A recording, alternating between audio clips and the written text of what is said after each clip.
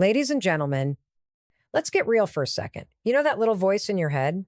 The one that tells you you're not good enough, smart enough, or strong enough? Yeah, that voice is lying to you. Today, we're talking about the 5 signs of a weak woman. And let me tell you something right now. If you recognize any of these in yourself, that doesn't mean you're doomed. It means you have the power to change. Number 1, you have no boundaries. You say yes when you want to say no. You let people take advantage of your time, energy, and kindness. Stop it. Start protecting yourself, because every time you let someone cross the line, you're telling them it's okay to keep doing it. Number 2, you're afraid to take risks. You want more, but you won't step out of your comfort zone to get it. Fear is not a stop sign, it's a green light that says go anyway. Every successful woman you admire had to push past fear, and so can you. Number 3, you crave validation. If you need constant approval to feel worthy, you're giving away your power. You don't need anyone's permission to be great. Validate yourself first, and the world will follow. Number 4, you can't handle criticism. Listen, feedback is a gift. If you get defensive every time someone challenges you, you're missing a chance to grow. Strong women take criticism, use it, and come back even better. And number 5, you avoid responsibility. Life is not happening to you. It's happening because of you. Own your mistakes, own your choices, and most importantly, own your power. So here's the deal. If you saw yourself in any of these, don't beat yourself up. But don't ignore it either. Strength isn't something you're born with, it's something you build. And starting today, you have the power to fix every single one of these weaknesses. So are you ready to step up? Because the world needs strong women. And that starts with you. Saying yes when you really want to say no is one of the fastest ways to lose yourself. It starts small, agreeing to help a friend when you're already overwhelmed, taking on extra work because you don't want to disappoint your boss, letting someone speak to you in a way that makes you uncomfortable, but brushing it off to keep the peace. But over time, these small moments add up, and before you know it, your life is being dictated by other people's needs, opinions, and expectations. When you lack boundaries, you're essentially handing over control of your life. You let other people decide how you spend your time, where your energy goes, and even how you feel about yourself. And the worst part, it never ends. The more you say yes, the more people expect from you. The more you tolerate disrespect, the more people push your limits. It's a cycle that will continue until you decide to break it. The truth is, weak boundaries come from a place of fear. Fear of rejection, fear of conflict, fear of disappointing people. But here's the reality: saying no does not make you a bad person. Setting limits does not mean you're selfish. In fact, the strongest, most confident, most successful women you know, they all have one thing in common. They protect their time, their energy, and their emotional well-being. If you find yourself constantly putting others before yourself, feeling drained, or resenting the commitments you've made, it's time to change that. The first step is recognizing that your time and energy are just as valuable as anyone else's. You don't owe anyone unlimited access to you. You don't have to be available 24/7. You don't have to sacrifice your own well-being to keep others happy. One of the biggest mistakes women make is believing that setting boundaries will make people dislike them. But let's be honest, do you really want people in your life who only like you because you never say no? The right people, the ones who respect and care about you, will understand, and the ones who don't, well, that tells you everything you need to know about their place in your life. Learning to set boundaries starts with getting comfortable with one simple word. Number, no explanation, no guilt, no over-explaining, just no. It's a complete sentence. And if you struggle with that, try this. The next time someone asks you to do something you don't want to do, take a deep breath and say, I appreciate you asking, but I can't, that's it. No justifying, no excuses, just a clear, confident response. At first, it might feel uncomfortable. That's normal. If you've spent years being a people pleaser, setting boundaries will feel unnatural. But the more you do it, the easier it becomes. And here's the magic part: once you start respecting yourself, other people will too. You'll notice that the people who truly value you will adjust, and the ones who were just using you will disappear. And that's a good thing. Boundaries also go beyond just saying no. It's about teaching people how to treat you. If someone speaks to you in a way that makes you uncomfortable, call it out. If a friend constantly drains you with their negativity, limit your time with them. If your job demands more than what's fair, advocate for yourself. You get what you tolerate. The moment you stop allowing mistreatment, you stop experiencing it. Another critical part of setting boundaries is recognizing that you don't have to explain yourself. You don't owe anyone a reason for why you can't attend an event, why you're taking time for yourself, or why you're making a change in your life. No is a complete sentence, and so is that doesn't work for me. The more you over-explain, the more you invite people to push back and negotiate your boundaries. If you struggle with guilt when setting boundaries, remind yourself that taking care of yourself is not selfish. You cannot pour from an empty cup. If you are constantly giving, constantly saying yes, constantly putting others first, you will burn out. And what good is that for anyone? When you take care of yourself, you actually show up better for the people in your life. You become a better friend, a better partner, a better leader, because you're operating from a place of strength, not exhaustion. One of the biggest transformations you'll experience when you start setting boundaries is a newfound sense of confidence. You'll realize that you don't need to please everyone to be worthy. You don't need constant approval to be valuable, and you don't need to accept every request to be a good person. In fact, the more you enforce your boundaries, the more respect you'll gain, not just from others, but from yourself. Boundaries are a form of self-respect. They tell the world that you know your worth, and you refuse to settle for anything less. And once you step into that power, everything changes. You'll attract better relationships. You'll feel more in control of your life. You'll stop feeling drained and start feeling empowered. So if you recognize yourself in this, if you've been struggling to say no, if you've been letting others dictate your life, I have one message for you. It's time to take your power back. Start small, but start today. Set one boundary. Say no to one thing that drains you. Speak up for yourself once.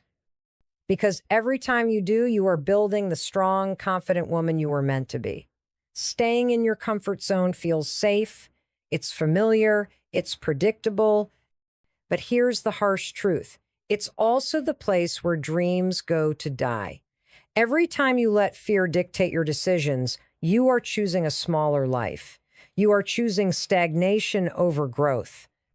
You are choosing to stay stuck instead of moving forward. And the worst part, you're the only one standing in your way. Fear of taking risks is not about the risk itself, it's about the story you tell yourself. You convince yourself that failure is the end, that rejection is unbearable, that stepping into the unknown is dangerous. But think about this.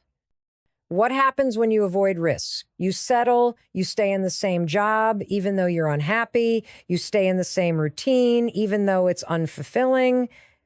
You stay in the same relationships, even though they don't challenge you to grow. You keep making excuses. I'm not ready. What if I fail? What will people think? And before you know it, years have passed and nothing has changed. The truth is, failure is not the enemy. Fear is. Failure teaches you. It redirects you. It builds resilience. But fear paralyzes you.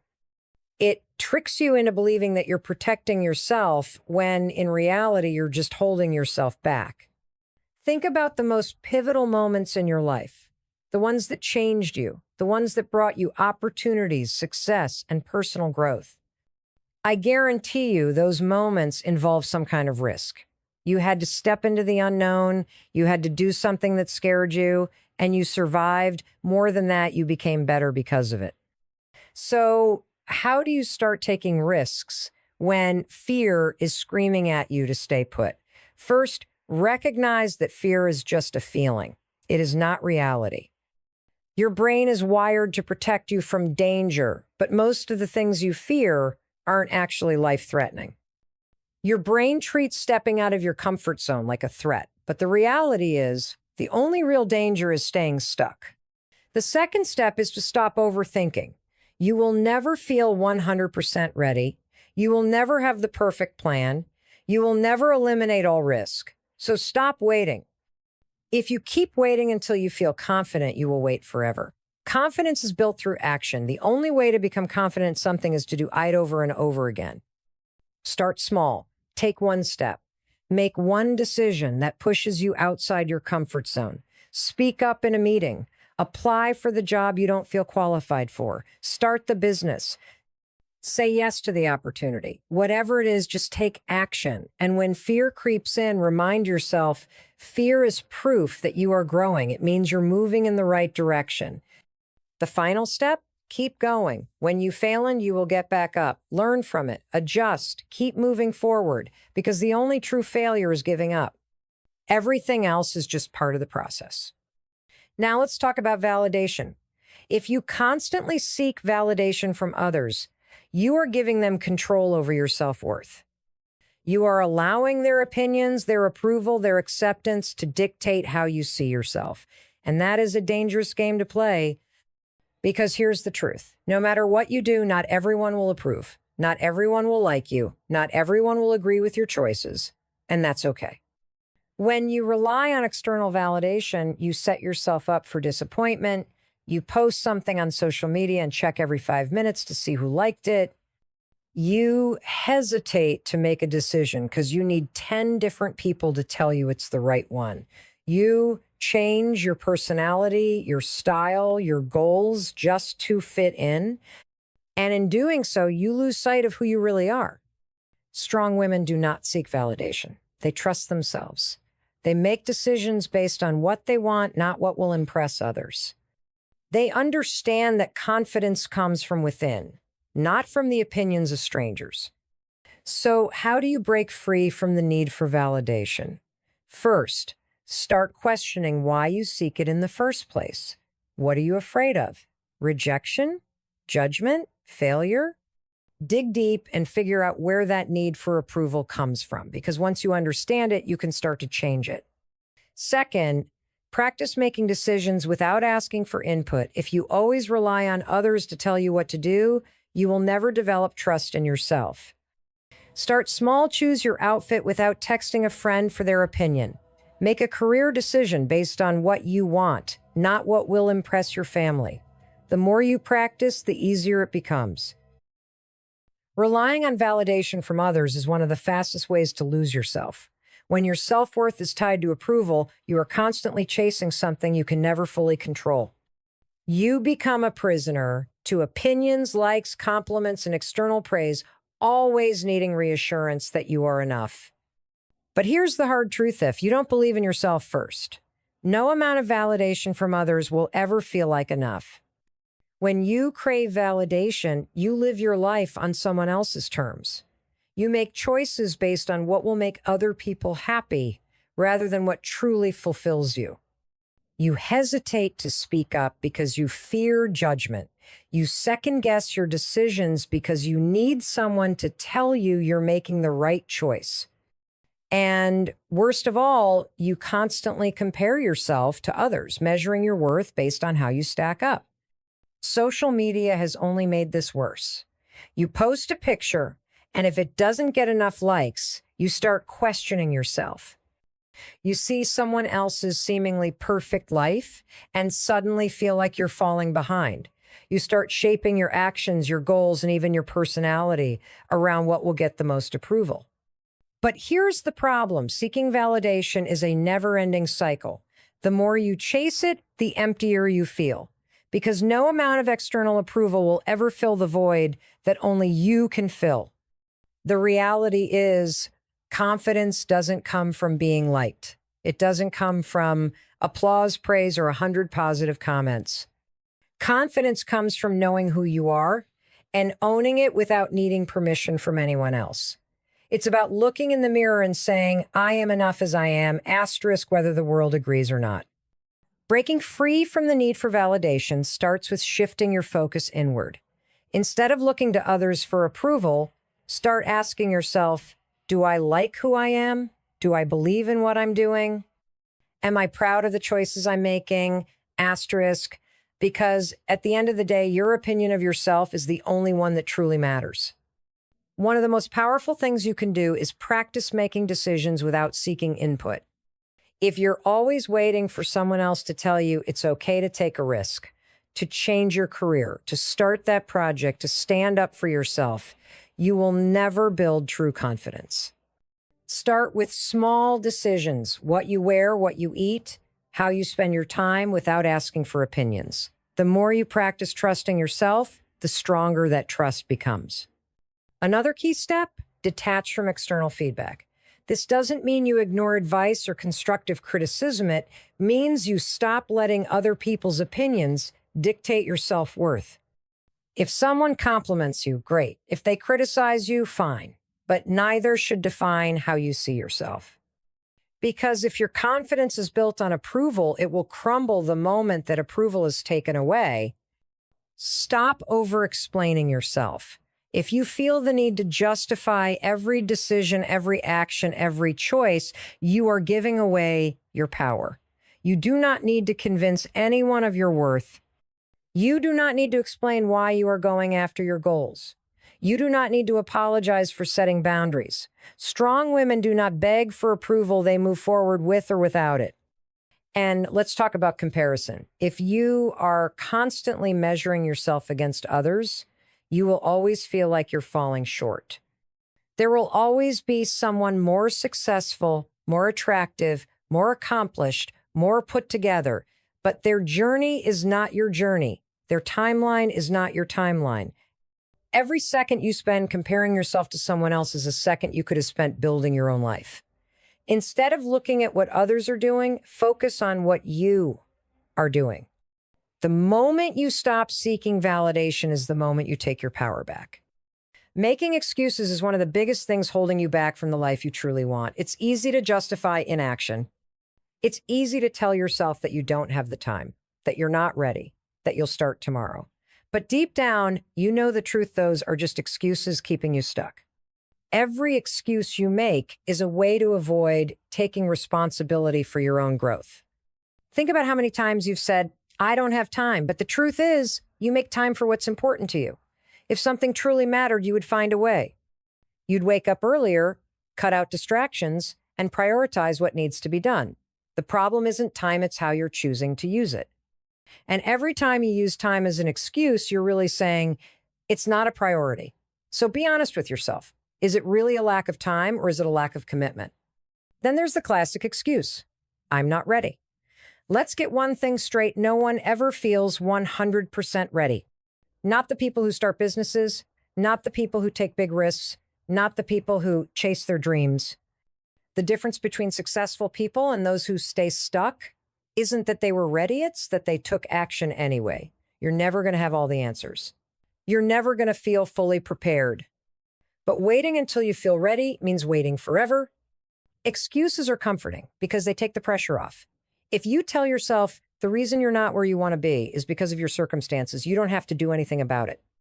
If you blame your job, your past, or other people, then you don't have to take responsibility for changing your life. But here's the reality: no one is coming to save you. No one is going to magically give you the perfect opportunity. No one is going to push you to succeed. That's on you. Maybe you've been telling yourself that your past failures are proof that you can't succeed. That's another excuse. Everyone fails. Everyone experiences setbacks. But the people who win in life are the ones who refuse to let failure define them. They learn from it. They grow. They keep going. If you use failure as a reason to stop, then you've let it win. But if you use it as a lesson, then you become unstoppable. Another dangerous excuse is, it's too hard. Yes, making a change is hard. Yes, going after your goals is hard. But so is staying in the same place, unhappy and unfulfilled. Growth is uncomfortable. Pushing past your limits is challenging. But do you know what's even harder? Waking up years from now, realizing you let excuses keep you from the life you could have had. So how do you stop making excuses? First, recognize them. Pay attention to the words you use. If you hear yourself saying, "I can't, I don't have time, I'm not ready," or "it's too hard," stop yourself. Challenge that thought. Ask yourself, is this really true, or am I just afraid? Asterisk. Because most of the time, excuses are fear in disguise. Next, take ownership. No more blaming circumstances, other people, or bad luck. Your life is your responsibility. If you want something, go after it. If you're unhappy, change it. If you've been waiting for a sign, this is it. Excuses don't build, succession does. Then start small. If you've been making excuses about exercising, commit to 5 minutes a day. If you've been avoiding starting a business, take one small step today. Action builds momentum, and the more you take action, the less power your excuses have over you. Finally, surround yourself with people who challenge you. If you're always around people who make excuses, you'll keep making them too. But if you're around people who push themselves, who take action, who refuse to settle, that mindset will rub off on you. You become who you surround yourself with, so choose wisely. Excuses are easy. Action is hard.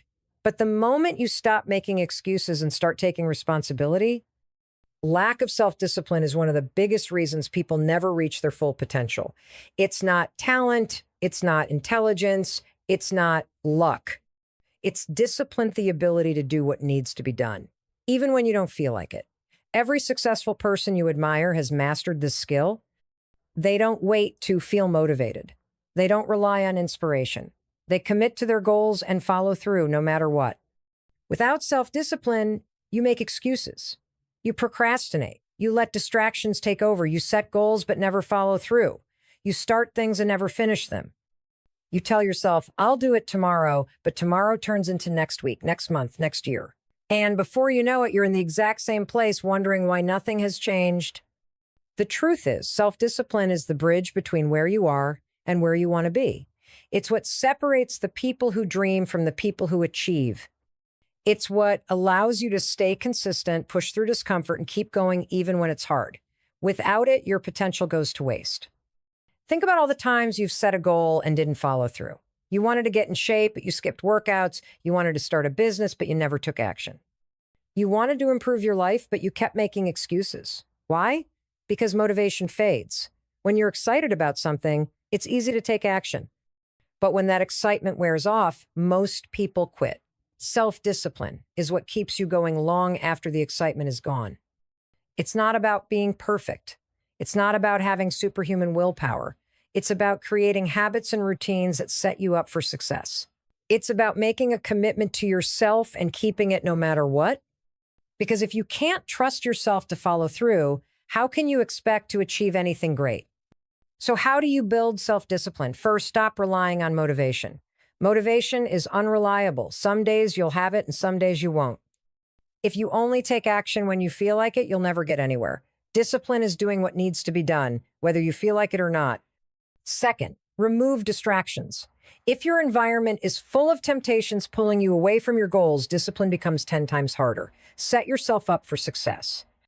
If you're trying to eat healthy, don't keep junk food in the house. If you're trying to be more productive, turn off notifications and create a workspace that helps you focus.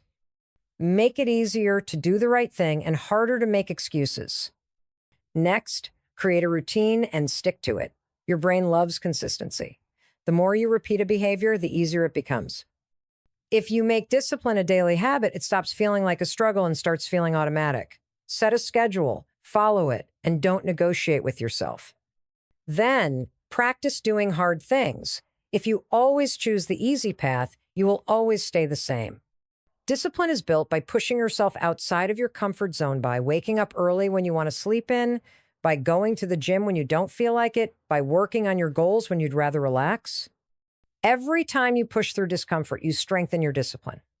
Most importantly, hold yourself accountable. Stop breaking promises to yourself. Every time you say you're going to do something and don't do it, you weaken your confidence in yourself.